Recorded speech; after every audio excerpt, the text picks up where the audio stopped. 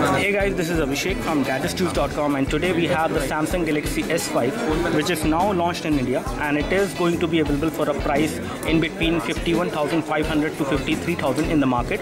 This is the Snapdragon 801 chipset which we have with us as of now. However, the version which is going to come to India, the same phone, it is exactly going to look like this one, but in terms of hardware it will be different. In terms of RAM and other things it will not be different, but in terms of the processor it will be different. It will not be the Snapdragon 801 chipset, which is this one. This device actually supports 4G, whereas the Samsung is going to launch this device with the Exynos chipset, which is their own chipset, and they're going to launch this device in India. That one will support 3G, that one will not support 4G, and again we expect it to come in the month of April. In first week of April it will be coming to the Indian market. This is how the device looks like. As you can see, we have already showed you the device in detail in our detailed hands-on which we did at the Mobile World Congress some time back. And again, this device, again in terms of the build quality, feels slightly plastic again, but looks pretty good. It has a shimmery kind of a finishing, a glossy finishing kind of a thing, but again the kind of material which they have used actually gives you a better grip when you hold this device in one hand. Again, when we talk about the camera on this device is pretty good as well. We will talk about the complete hardware specifications of this device once again for you, so that you can actually have an idea about what you all get in the Samsung Galaxy S5.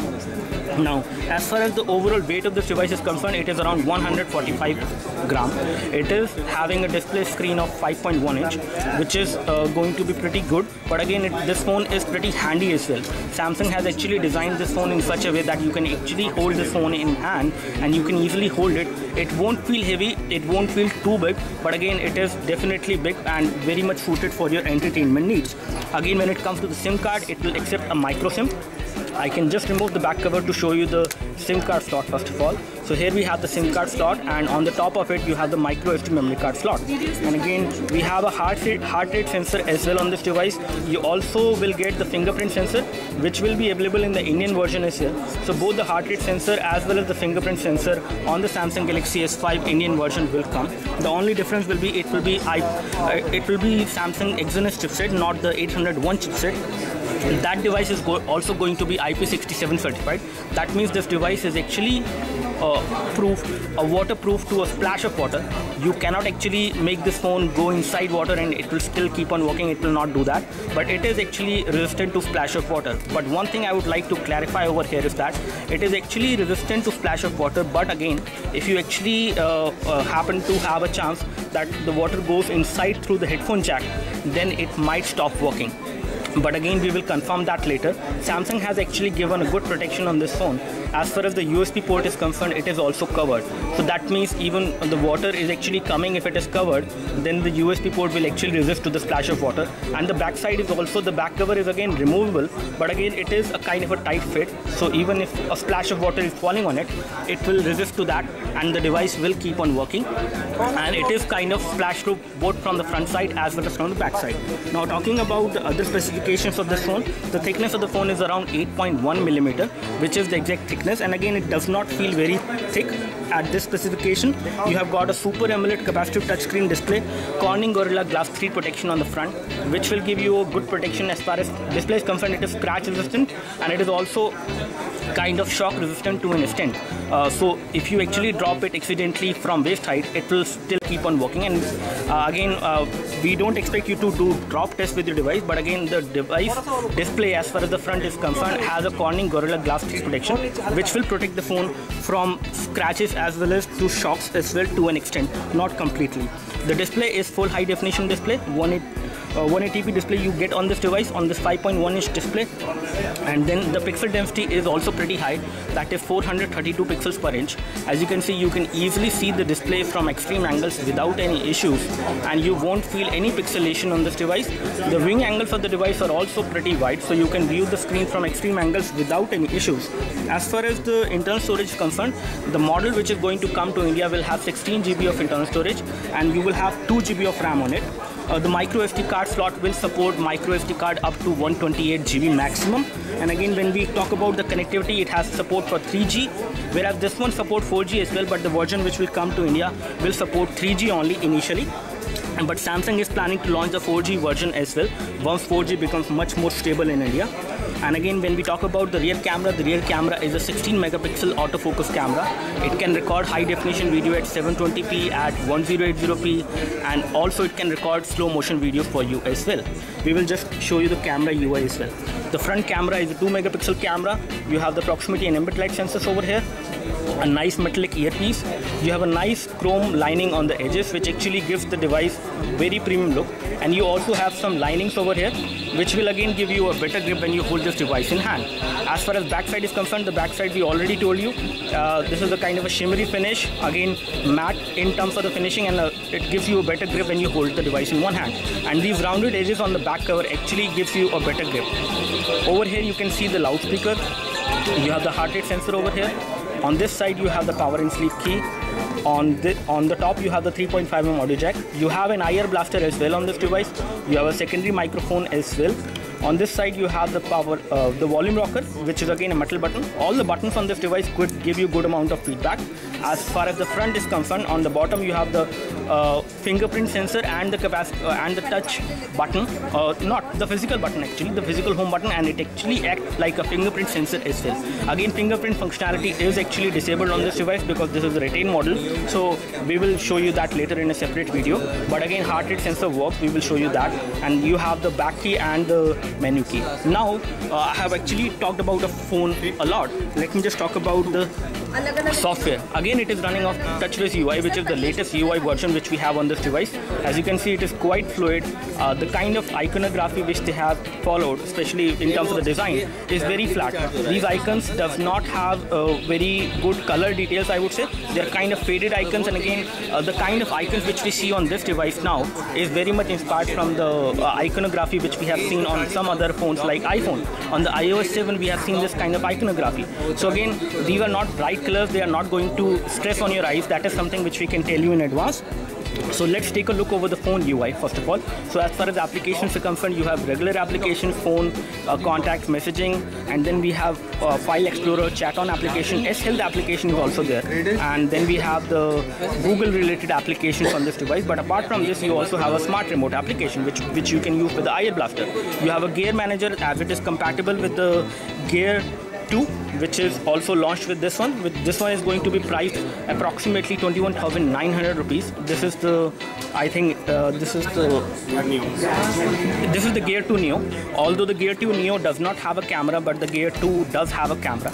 So that is the difference in between two, and there are some other differences as well, but we will tell you that later. So as far as settings are concerned, this is how the settings UI look like. You have the setting UI customized and designed in a very different way this time. As you can see, you have all these settings, all these options, which are kind of displayed in an icon way, which actually makes it easy to actually recognize what is that and how you can actually go into specific settings in case you want to. Accidentally, you don't actually go into some other menus in which you are not interested, some other settings in which you are interested, which you are not interested, which used to happen before. But on this device, the kind of UI, especially for the settings they have actually given, is very good. You have a power saving mode on this device as well, just like any other Samsung phone. But again, this device has a greater power saving mode, which is called the ultra power saving mode. So if you enable the ultra power saving mode, the full functionality will be limited.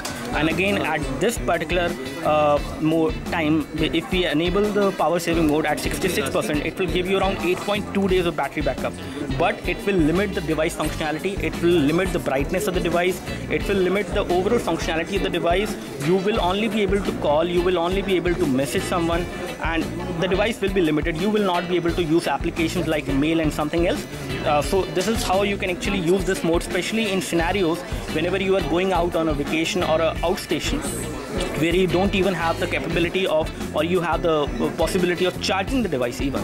So in that case, if you have a very critical battery on this device, very less amount of battery, you can actually have around 8 days of battery backup from the device if you enable the ultra power saving mode. So this is definitely a very good option which they have actually given.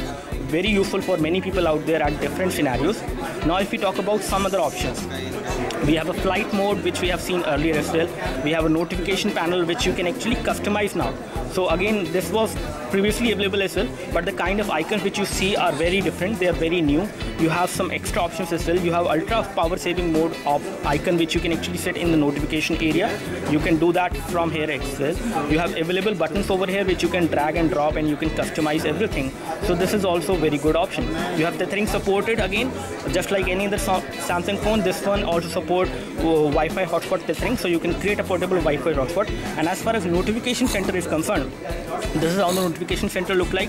You have the quick shortcut from here for the S Finder and Quick Connect. You can actually hide them as well. We will give you a different video to tell you how you can actually hide them. And here we have all the notifications. These are all the notifications which you will get on this device. So they will give you all these notifications, and the current application is actually downloading. You have all these toggles over here, just like you have seen in the other Samsung phone. But again, the UI has become different. The kind of design in terms of the icon has become different a lot, especially. So let me just go into the settings again and show you some other options. So apart from Wi-Fi hotspot option, you have NFC as well. You have printing supported as well. Cloud printing is supported on this device. You have Google Cloud Print supported on this device. You also have support for Samsung Print services, and HP Print services is also there. So all these plugins actually come pre-installed on this device, so that you can actually use them on the go without installing any software on your device. You can use them right away once you buy the device. You have multi-window support, notification panel is also there, and you have toolbox as well. And this toolbox, which actually allows you to access your favorite applications and quickly with the toolbox, with a floating window, which you might have seen on the Samsung Galaxy Note 3, in which you actually draw a rectangle like this with S Pen, and you get those applications. And again, when we go under one-handed operation, here we have all the one-handed operation on this device. And again, one-handed operation is very easy to use on this device now. For example, if you think that the device is pretty big, and again the device display is definitely big, so it is very difficult at times to reach all the parts of the screen. So in that scenarios, you can actually do it like this. In that case, it will actually make the screen go small. You can actually customize the size of the screen in this way as well, in case you want to make it more smaller. And again, in this case, you will be able to use the device with one hand without any issues. And this is a very simple mode, and again can be used very easily, and you can again go back to the full screen like this. So this is again a very useful feature which we have on this device. Apart from these, we also have some motion features, motion and gesture features, which are again the kind of feature which we have seen earlier, including air browse, direct call, smart alert, mute, pause, and palm swipe to capture. So you can actually capture a screenshot like this. Let me just do it this way. So you can capture a screenshot like this with the help of a palm. You can move it on the screen and it will take a screenshot. So this is how it can actually take a screenshot.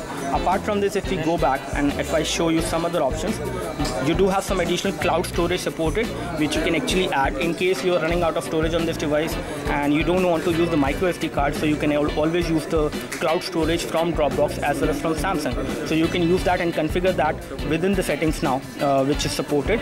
And again, when it comes to safety assistance, you do have safety assistant feature previously as well, but again you do have some additional options within the safety assistant features.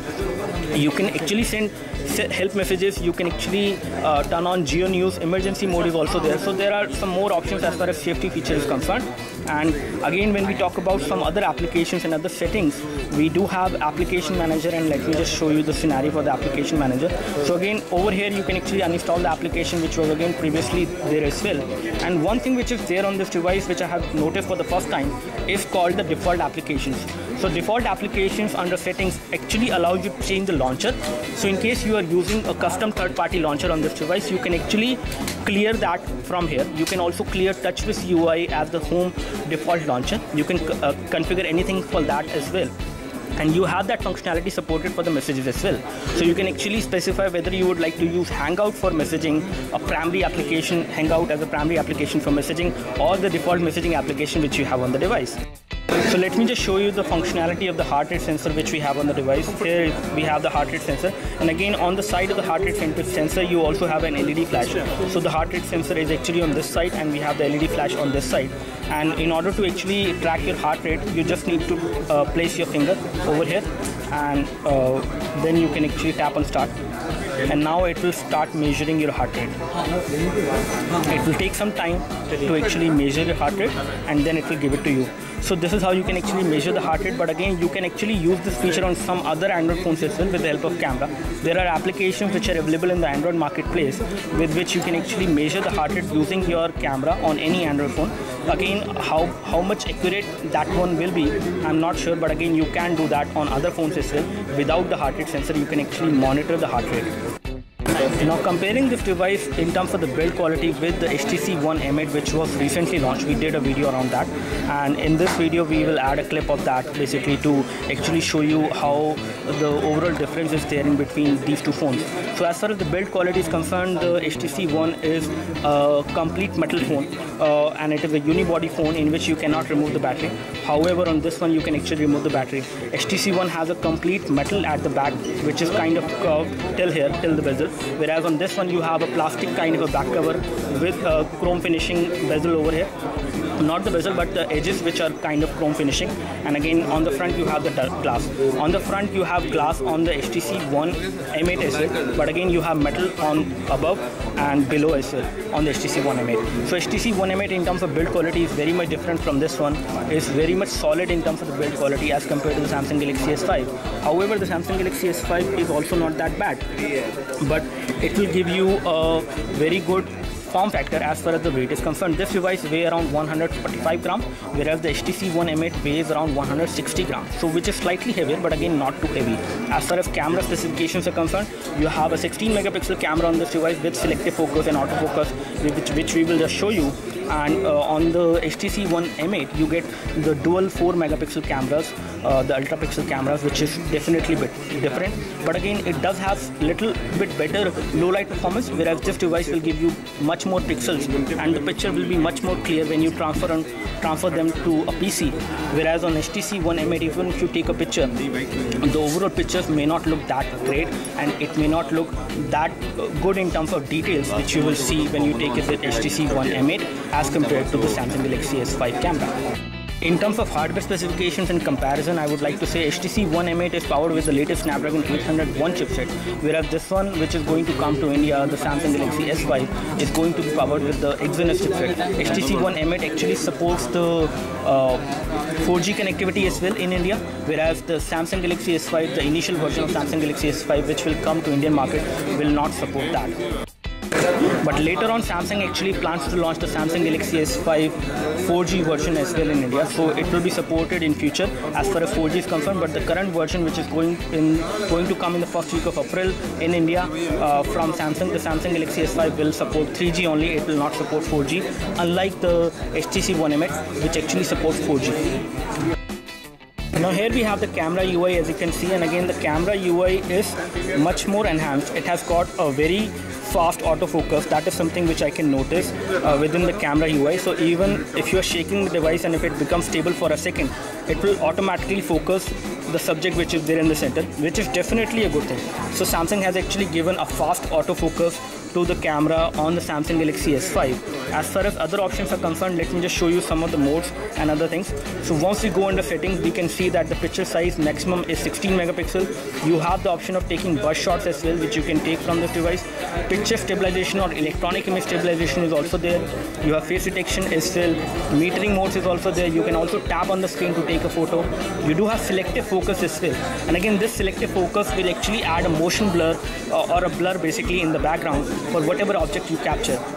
Again, you can actually do that in the macro mode, even in the normal mode. So for example, if we have the Samsung Galaxy S5 and I have my I have my iPhone 5 over here, and let me just take a photo. So if I take a photo in the macro mode as of now, like this, maybe I move it a little bit. Okay, so I've just taken a photo. So this is how the overall performance of the camera will look like. Especially I have taken this photo in the macro mode, so the amount of details which I see are looking very good. But again, if I take it in the selective mode or the selective focus mode, so if I enable that, for that I need to go into settings, and under settings I need to enable the selective focus. So once I enable the selective focus, I can actually take a photo like this, and in case if I tap on a specific object, it will actually make that object focused and everything will go blur. in this case it will take some time to actually process that particular image, because it is actually adding the focus blur, or you can say the motion blur at the background. So as you can see, as of now we have taken this photo with the selective focus on, in which everything over here and over here is actually kind of blur, and the device which is there in the center, which we focused in the selective focus mode, is much more in focus. And you can compare it with the other one which we have taken in the macro mode. In this case you can actually see the clarity over here as well, over here as well. And again both of these modes are kind of very close to each other, but they are very different as well when it comes to taking photos. Especially the selective autofocus mode will actually work in the scenarios in case you are capturing photo of your friend, and you can actually focus your friend and everything else in the background will be blurred. And let me just give you an example for that as well. So as you can see, this is one of the photo which I have taken of mine, and someone actually helped me to take this photo. I know I'm looking tired in this one, but again this will actually give you an example of how does the selective focus actually work, especially for people. So in this case, as you can see, my face is in focus, whereas the other people which are there in the background are kind of blurred, and you will not see that much of details which you will see of mine in this photo. And this is how the selective focus actually works on this device. As other modes are concerned, you have the option of recording the video in high definition, at full high definition, and you can also record it at 720p. You have the recording mode which is set to normal. You can actually set it to slow motion, in which it will record the video at 120 frames per second. That will be a slow motion video which you can record. You do have the option of doing the audio zoom as well, which you might have seen earlier. Audio zoom is not a new feature as of now, but again you have different effects which you can apply right now on the photos, especially whenever at the time you're capturing it. You can apply all these effects, or you can actually go for no effect as well. And you have the option of enabling the HDR mode as well on this device. Let me just show you some of the modes which we have. Again, we have all the modes which we have seen earlier. You have beauty face mode, short and more, and again you have panorama mode, virtual tour mode as well. So there are some new modes as well on this device, including short and more, which is actually working in a different way. So it will actually browse the various effects available for the burst shots, effects which can be applied. So in case you are capturing a subject which is actually moving at a speedy rate, you can actually use this shot, and then you can apply different kind of effects in that particular mode. And again, we won't be able to show you this mode as of now as far as demo is concerned. As far as virtual demo mode is concerned, you can create an interactive virtual tour of your surrounding. So especially in cases if you capture the photos of your surrounding, you can actually zoom into the images later on, and you can have a 3D effect later on with the kind of software it has, which will allow you to actually see what is all there. You can actually create a 3D panorama kind of a thing with this particular mode, which we suppose is there. And again, you do have dual camera mode supported as well. You just need to enable it from here, and you can take the photos both from the front camera as well as from the rear camera. And let me just show you the front camera as of now. And again, we have some option of downloading more modes as well from the Samsung Hub Store. So you can actually download more modes within this camera UI and use it as per your own preference. Let me just show you the view from the front camera. So this is how the view will look like from the front camera. This is the amount of detail which you can expect, especially in the front camera UI. As you can see, it is pretty good. You can do a good quality high definition video chat from the front camera, and we will also give you some camera samples as well taken from the front camera on this device. So as you can see, we have the recording which we have done from the front camera on this device, and this is the recording which I have done. We will upload this video sample separately as well, but just to give you an idea, this is how the front camera, which is the autofocus 2 megapixel front camera on the Samsung Galaxy S5, will respond to different kind of lighting scenarios. And again, we do have the eye feature on, that is why it is actually pausing the video. So this is how the overall view will look like from the front camera whenever you do a high definition video chat. This is the overall quality will look like. We will upload this camera sample which we have taken from the front camera very shortly, but you can get an idea as far as how does it look like on the front display. So this is how it actually adapts to the different lighting conditions. As you can see, we are moving the camera and it is actually keeping the focus, or my face is actually very clear, especially in this particular video which we have recorded from the front camera. So the front camera looks pretty good. As far as storage is concerned, as you can see, we have the 16 GB storage model with us, and out of the 16 GB storage, the available storage which is going to be available for the user is going to be 10.42 GB. And again, system has taken 4.43 GB, and there are some applications as well which are taking some space of around 1 GB. And again, the available storage is going to be 10.42 GB. This device does have a micro SD card support where you can actually expand the storage, but again the micro SD card cannot be used to install applications, and again you might be able to move certain applications from the phone memory to the micro SD card, but we'll confirm that later. As far as hardware information for this device is concerned, we have the model number of the device, which is SMG900H. When it comes to the CPU and other information, that particular information is right now hidden on this device. But again, this is not the final device which will come to Indian market. The final device will be running on the different chipset. This is the Snapdragon 801 chipset, whereas the final Samsung Galaxy S5 which will come to India will be running on the Samsung Exynos chipset.